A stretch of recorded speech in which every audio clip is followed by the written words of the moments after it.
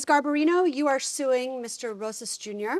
and his father, Mr. Rosas Sr., who's not here. You rented a room from the defendant and his father. You paid rent, and you paid a $500 security deposit. Mm-hmm. Not long after moving in, the defendant, who hadn't been living there at first, returned and brought with him a pit bull. Mm-hmm. You and the pit bull didn't get along, and it went beyond that, according to you. The pit bull charged at you and attacked you at least twice.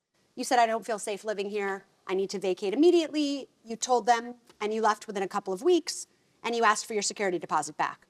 So although you received $100 back, you didn't receive the remaining $400, so you are asking for the return of your $400. Yeah. Mr. Rosas, you basically agree with the plaintiff's version of events. She moved into the property. You returned to the property after that. You brought with you your dog. I guess she was afraid, so they didn't get along. Your defense is basically your father told you she's not getting the security deposit back because she vacated without proper notice.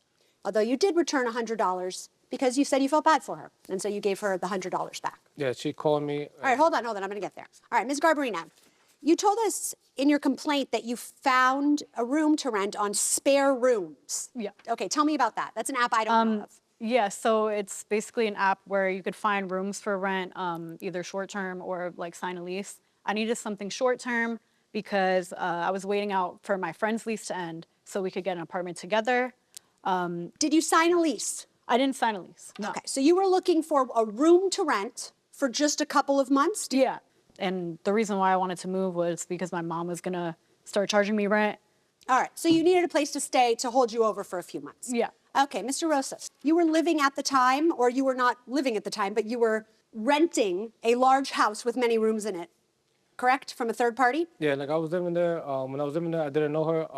I left because of some issues with my baby mama or whatever. Yeah, you had an issue with someone else living there, you left. And, you know, we had papers that I couldn't come, so now I'll come back. So I come back to the house. All right, well, hold on first. Did you know that she was going to be moving in? No, I never knew she was going to be moving in. I never knew she was there when I was coming back. Okay. Why are you suing Mr. Rosas Jr.? I included him because when I was there and I spoke to them both about moving out because I didn't feel comfortable. Got it. He said that if his dad doesn't have it, that he would cover it. Okay.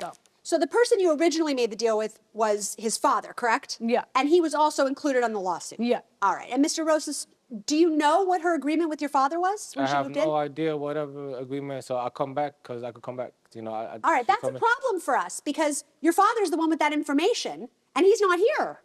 Yeah, but the agreement was that they will rent like a side of the room, like a side of the apartment that has his own personal bathroom.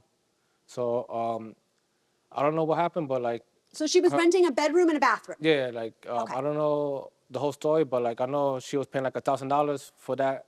I don't know how it went to $1,000. I don't know what happened before that, but. None of that. So we have to go with Ms. Garbarino's word because we don't have the other side. Okay. Do you dispute that she gave you or gave somebody the security deposit? No, I don't dispute that. Okay, you agree that she gave the security deposit. Okay.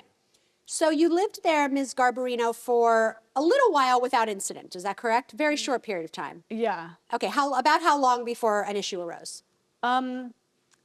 Well, so basically when his dad watched his dog for like a short period of time when I was there. And that was probably like maybe like a week or two into living there. And then he was like, oh, he's nice, but he's deaf.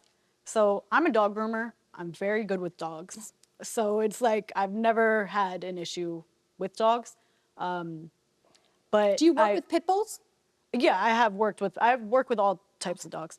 But at first he was cool. He was just like sniffing around. And then I don't know, like we looked at each other and then he just came at me and I was like, I screamed and ran in my room. So I had left for Thanksgiving for a few days to go to my mom's. And then that's when he told me that he's moving back in, like with the pit bull. And the pit bull was here to stay? Yeah, okay. Basically.